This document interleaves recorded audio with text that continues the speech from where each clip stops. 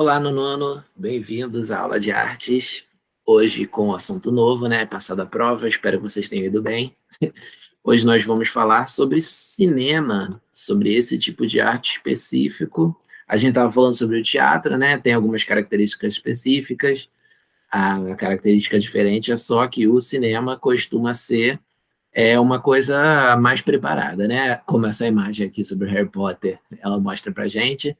Você tem um outro esquema ali de coisas que fica por trás das câmeras para aprontar uma versão totalmente completa ali do cinema, que normalmente vai ser até mais realística, enquanto que o teatro faz a parada ali ao vivo, né? Não tem o preparo anterior é só no sentido de não errar nada na hora que vai para todo mundo, e você acaba no cinema então sendo capaz de fazer ou coisas mais realísticas no sentido de que fica parecendo que é a realidade acontecendo ali na sua frente, né? Você perde essa noção de que é um palco, de que é uma coisa preparada, ou coisas mais loucas e viajadas com os efeitos visuais, etc. Né? Filme com alienígena, com monstro, com super-herói, etc.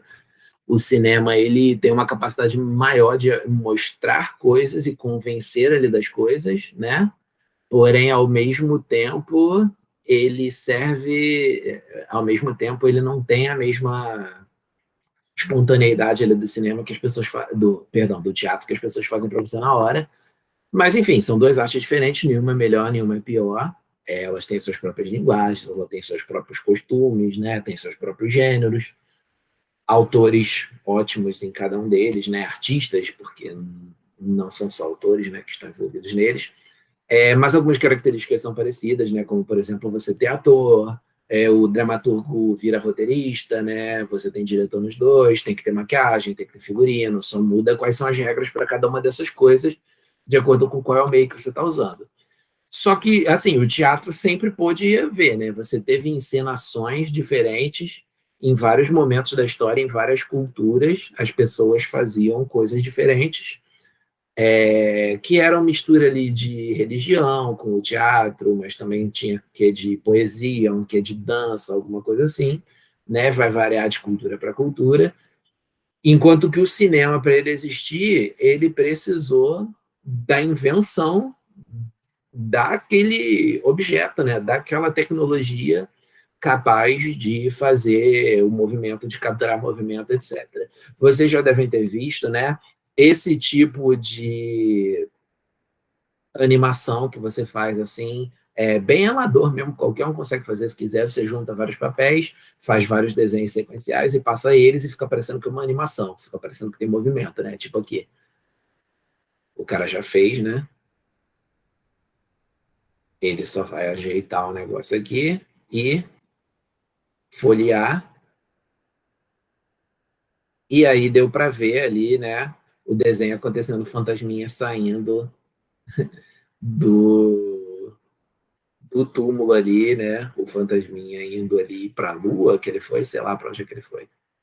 Então o cara consegue fazer uma animação sem precisar de nenhuma tecnologia. A humanidade já tinha noção de que dava para você fazer isso com sequências de imagem, tinha um bocado de tempo, várias pessoas já tinham refletido sobre esse assunto, mas demorou para alguém conseguir fazer uma máquina que fizesse isso, de fato você pudesse reproduzir a coisa sem que fosse essa sequência de desenhos aqui, né? Então o primeiro caso que você teve ali foi o cinetoscópio, que foi inventado pelo, deixa eu lembrar o nome do cara, Kennedy Laurie Dixon, né? Que era um ajudante do Thomas Edison, aquele famoso que inventou a lâmpada. O William Kennedy Laurie inventou o cinetoscópio, que ele conseguia proporcionar a uma pessoa olhando num tubinho aqui, como se fosse um microscópio, né? Ela conseguia ver alguns segundos de imagem em movimento. O cinetoscópio é tipo assim. Essa rodinha girando aí é para você mostrar um filme que tem várias imagens, né? Da mesma forma que aquele desenho, aquele bloquinho que você faz assim, várias imagens da ilusão de movimento. Esse aqui também tem um filme ali passando várias imagens de movimentos, por isso essas coisas todas rodando, né? Então, para conseguir ser um filme que acontece um bocado de coisa, você ia precisar de várias fitas, que nem está aparecendo nessa imagem daí, né?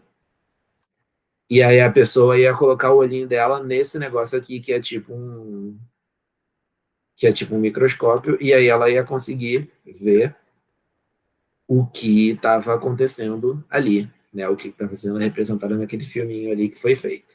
Depois, os irmãos Lumière inventaram o cinematógrafo, que ele era essa caixinha aqui, né?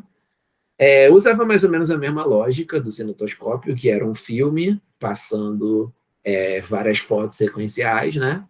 E aí tinha essa manivelinha aí que ajudava o filme a rodar. Esse aí que ele está mostrando é o filme, né? Eu acho que nesse caso ele ainda não tinha nada impresso nele. A mesma máquina cinematógrafo era capaz de gravar uma luz externa nesse filme ou passar esse filme gravado na telinha, como está aparecendo aqui, né? Aí você ia ser capaz de projetar, o negócio ia vir de cabeça para baixo por conta de questões de física, que vocês vão ter que perguntar para o professor de física, porque eu não sei explicar. Mas aí você colocava uns espelhos lá, etc., e o negócio conseguia ser bem reproduzido, né? E aí chegar ali numa... Sai propaganda. E aí chegar ali numa reprodução. Os filmes que eles faziam na época, eles estavam longe de ser essa coisa toda que a gente tem hoje em dia, tá? Os irmãos Lumière, eles nem chegaram a contar histórias, eles só faziam pequenas demonstrações assim do movimento. Era praticamente uma experiência, era algo que eles estavam excursionando aí, levando para as pessoas verem que agora era possível você representar movimentos, né, gravar movimentos e ter eles imortalizados de alguma forma. Esse é um dos primeiros vídeos que eles gravaram para vocês verem como era bem simples. Basicamente, é um trem chegando na estação. E é isso, é só isso mesmo. O trem chegou na estação. As pessoas acompanharam o trem. O senhor deu uma corridinha para chegar perto de determinado vagão lá do trem. O trem parou. E uma musiquinha tocando no fundo. E é isso. Basicamente é isso. Agora as pessoas vão entrar no trem, que vocês não precisam ver isso. Isso era algo tão novo para as pessoas na época, né? Que você tinha simplesmente a galera impressionada e com medo daquilo ali. Quando o trem estava chegando, né? No início do vídeo, que o trem está longe, aí ele vai chegando mais próximo, etc., e vai chegando perto de onde está a câmera, várias pessoas na sala de cinema levantaram e saíram correndo, porque elas achavam que o trem ia sair da tela e ia atropelar elas. É um negócio que está bem registrado isso. Porque aquela tecnologia era algo totalmente novo. Até aquele momento, para a gente parece estranho, porque a gente viu imagem em movimento na TV, no celular, no computador, no cinema, há 200 milhões de anos. Desde que a gente nasceu, a gente está acostumado a ver esse negócio e a gente não fica mais impressionado. A gente já percebeu que é possível ter aquele movimento de forma falsa. As pessoas daquela época não sabiam disso. Aquelas pessoas daquela época, elas só viam movimento se a coisa tivesse de fato acontecendo na frente delas. Quando você ia reproduzir alguma coisa, você tirava uma foto ou você fazia uma pintura. Então não tinha movimento. Se tinha movimento, então era algo vivo para eles, né? Então, quando eles viram, quando os caras chegaram, olha, nova tecnologia, a gente conseguiu capturar movimento aqui, a pessoa vai até tipo, movimento, vamos lá ver qual é que é desse negócio aí. Aí ia lá na sala e os caras começavam a passar o vídeo. Aí você, de repente, viu um trem vindo na sua direção. Você não ia ficar com medo? Claro que ia ficar com medo, todo mundo ali na época ficou com medo, mas mesmo assim, depois que não acontecia nada, as pessoas riam daquele susto que elas levavam e acabou virando um entretenimento legal, né? Que os caras aqui estavam começando a entender, os irmãos Lumière estavam começando a entender que era possível você ter ali o uso, né? Ganhar dinheiro mostrando para as pessoas isso daí. Mas, a princípio, eram só coisas de dia a dia, assim, que eles gravavam, coisas interessantes de você ver o movimento. Tem um que era na base, era demonstrando uma guerra de bola de neve, tinha um outro que era mostrando navio chegando, as pessoas descendo num navio, até que veio esse cara aqui, Georges Méliès, e ele foi o primeiro cara que percebeu que dava para você contar histórias usando aquilo ali. Você fazer uma narrativa, da mesma forma que você tinha narrativa no teatro, da mesma forma que você tinha narrativa num livro e etc., você conseguia fazer com o cinema ali, com essa nova tecnologia, só ia, né, precisar de um bocado de filme para você contar uma historinha, porque a historinha ia precisar de um tempo. E não satisfeito com isso, o Jorge Méliès ele não contou histórias simples de pessoas do dia a dia fazendo coisas simples. Ele contou histórias de ficção doida, assim, viagem para a Lua, monstro, gente sem cabeça, mundo das fadas, esse tipo de coisa. Por que ele fez isso? Porque ele era mágico. Ele era um mágico, do tipo que tira coelho de dentro da cartola. Então ele já sabia vários truques de como enganar a imaginação das pessoas.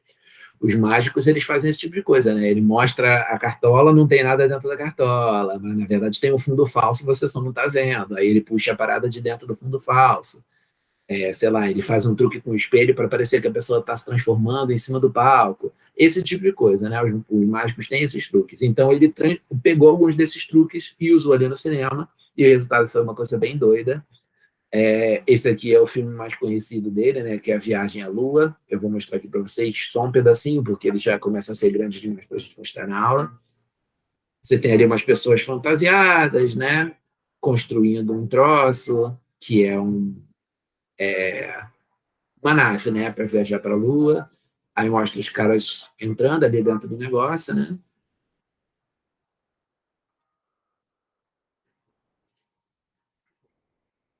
Tem um pouco de gracinha no negócio, os caras caindo. A impressão que me dá é que essa nave ela não estava ali, que aquilo ali tipo, ele não construiu uma nave em 3D, né? Ele fez uma placa com o desenho daquela nave ali e posicionou as pessoas de forma que desse essa impressão de que elas estavam entrando na nave.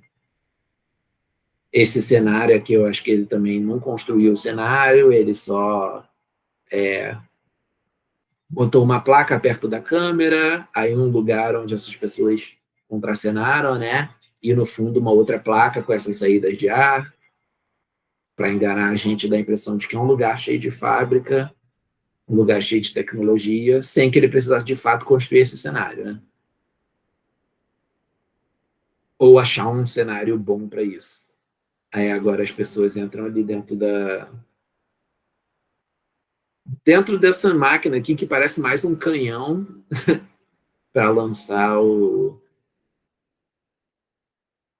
essa nave do que de fato foram as naves espaciais depois que elas foram inventadas, né?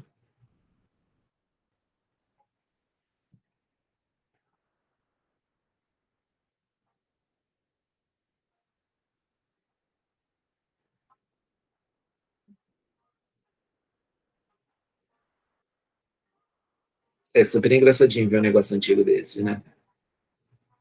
Percebam que não tinha fala de ninguém, porque a máquina, essas máquinas, primeiras máquinas de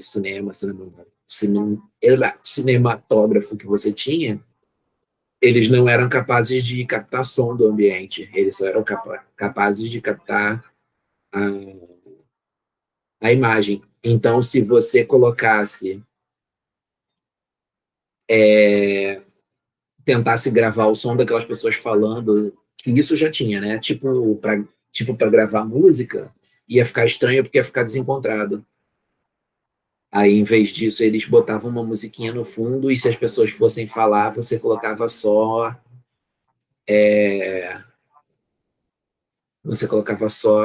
uma música, parava a cena um pouquinho e colocava um troço escrito o que, que a pessoa estava falando. E aí, seguindo com a história, a gente vai ter aqui aquela nave que parece mais uma bala de canhão já está dentro desse tubo aqui, né? E agora ele vai ser lançado. O cara está colocando fogo no canhão, ó, e disparou. Todo mundo comemorando que a nave foi jogada. Aí olha que legal essa lua agora. A lua tem um rosto, a lua é uma pessoa Quer dizer, ele fantasiou o rosto de alguém com isso, né? E aí ele fez um corte que é a nave chegando no rosto. Essa é a cena mais marcante, né? Que todo mundo pensa no Georges Méliès, pensa logo nessa imagem.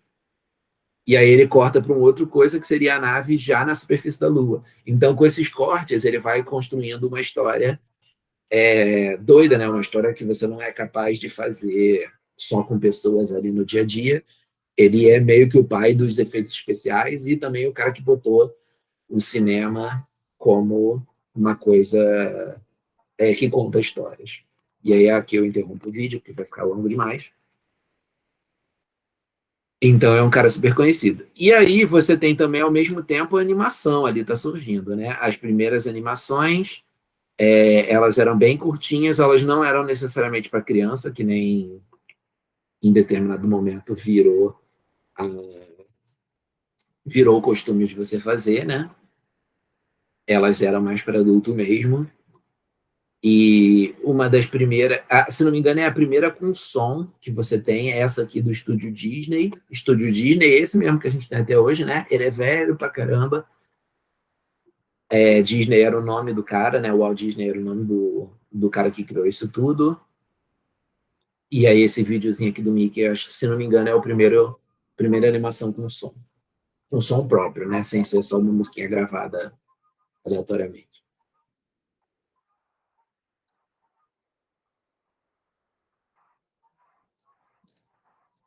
Vou mostrar só um pedacinho, tá, gente? Mas isso tudo tem no YouTube, vocês estão vendo que eu estou tirando isso do YouTube.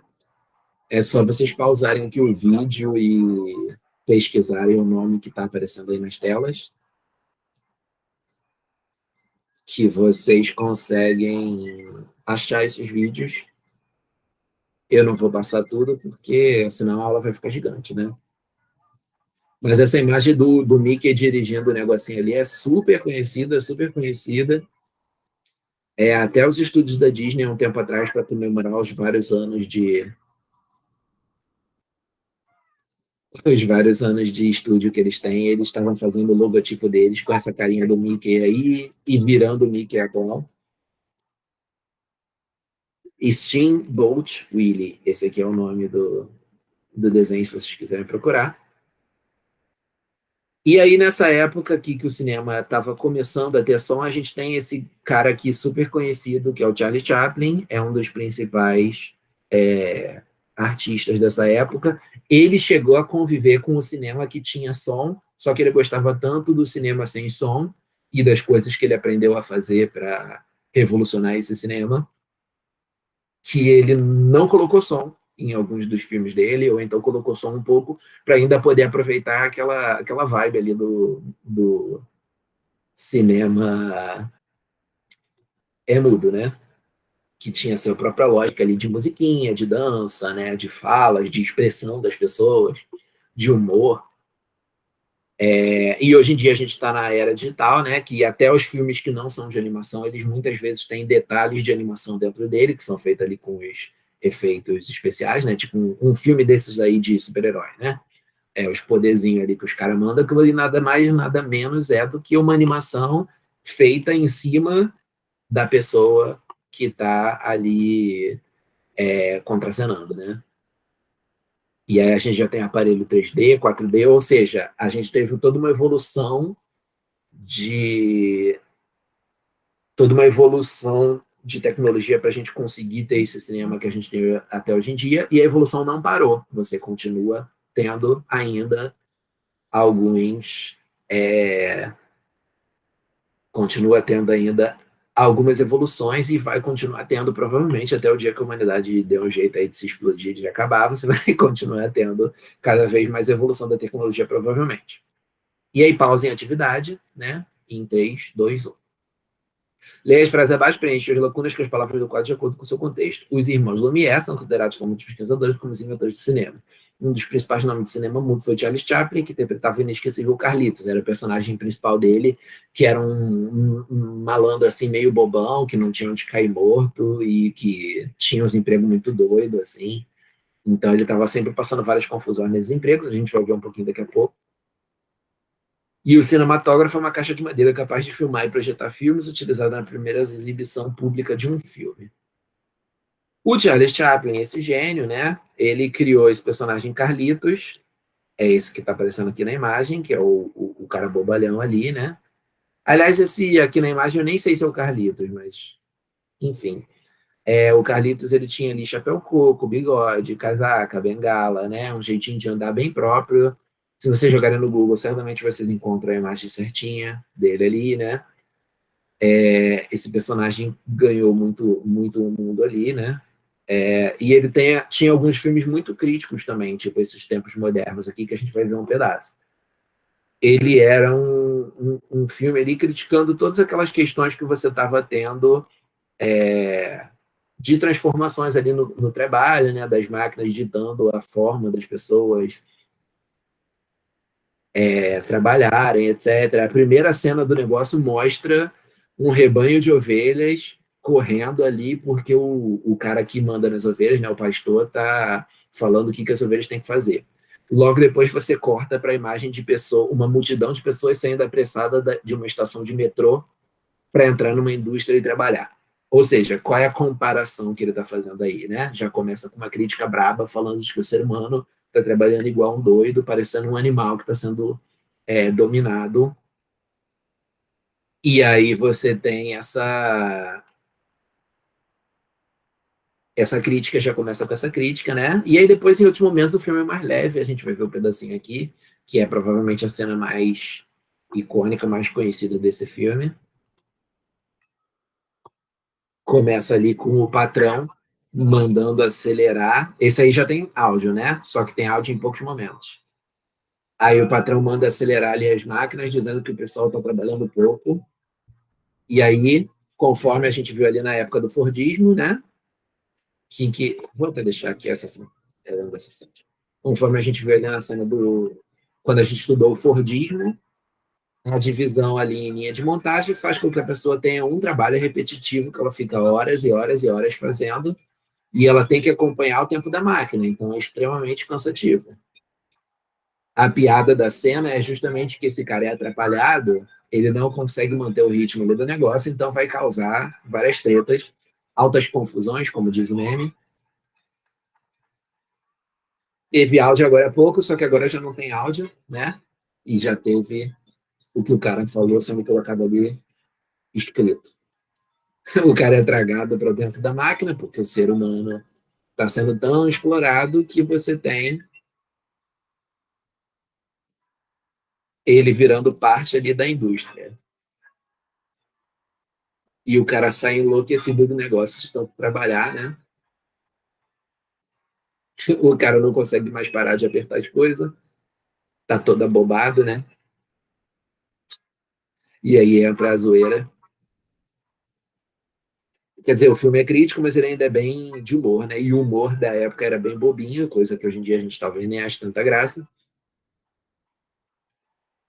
Mas que usa ali a dança, né?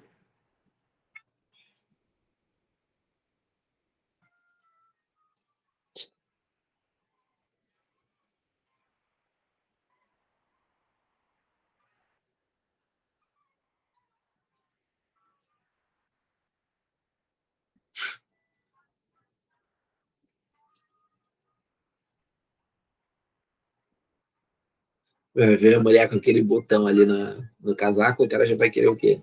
Apertar o botão, né? E a mulher vai ficar desesperada.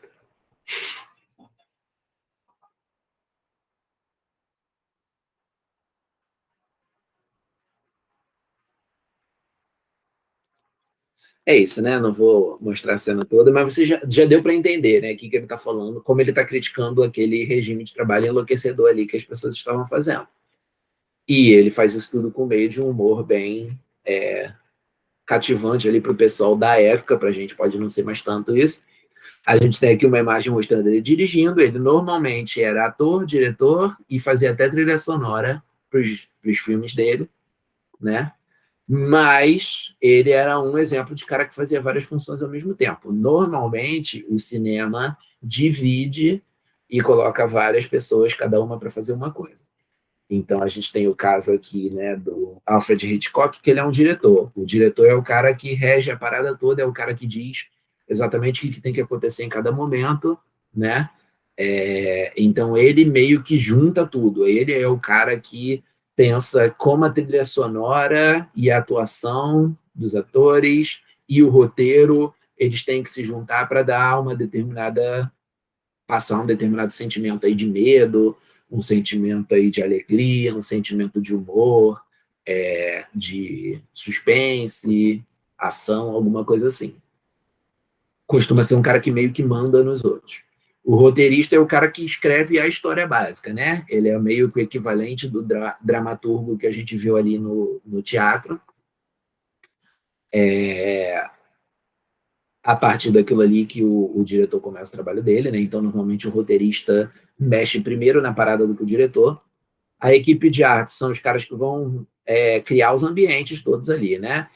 Fazer os cenários, então vai ser o cenógrafo, o figurinista vai fazer o figurino, as roupas do pessoal, o pessoal da maquiagem vai fazer essas paradas também, e por aí vai. Equipe de edição e montagem vai produzir o máximo possível de material sonoro, ou seja, música que vai entrar ali no negócio. Esses caras vão juntar todas essas coisas ali no papel, sendo coordenados por um diretor, provavelmente, né? Tem equipe de caracterização, cabeleireiro, maquiador, etc., para mexer na aparência das pessoas. A equipe de sonoplastia é quem vai ser responsável por captar o som, botar música, mas também vai ser responsável por esses sonzinhos, tipo, a gente viu ali a máquina que faz o barulho quando o cara mexe, quando o cara puxa a alavanca faz um blim blim, faz alguma coisa assim. Você precisa ter uma galera que capte esses sons e faça eles parecerem minimamente realistas, ou se não for realista, que faça ele ser engraçado de alguma forma, né? E a equipe de iluminação vai ser muito responsável ali pela estética, porque eles vão mostrar as cores da coisa, eles vão deixar aquilo ali mais enevoado ou mais nítido, mais escuro ou mais claro, né? A ideia não é simplesmente que tenha muita luz em cima, mas que a luz esteja sendo usada para passar uma ideia específica, que é o que o diretor tinha na cabeça dele ali, o roteirista tinha na cabeça dele ali quando eles criaram a cena e etc. E corrigindo aqui o nosso exercício, o diretor é quem faz a coordenação das cenas e concepção geral do filme, o roteirista faz a redação do enredo, das falas e das descrições dos locais onde se passa a cena, o cenógrafo faz a criação dos ambientes físicos, a equipe de edição junta o material todo ali, organiza tudo, a equipe de caracterização faz a aparência dos personagens, a equipe de sonoplastia faz os sons e a trilha sonora, e a equipe de iluminação cria sensações por meio do uso de luz, ok? Por hoje é só, já é um bocado de coisa, né? Demoramos bastante, mas espero que tenha sido legal, porque eu estava trazendo os efeitos todos aí, sonoros e etc., mostrando para você os filmes, as tecnologias, então eu espero que tenha sido bastante legal. Uma boa semana, um abraço para vocês e a gente se vê.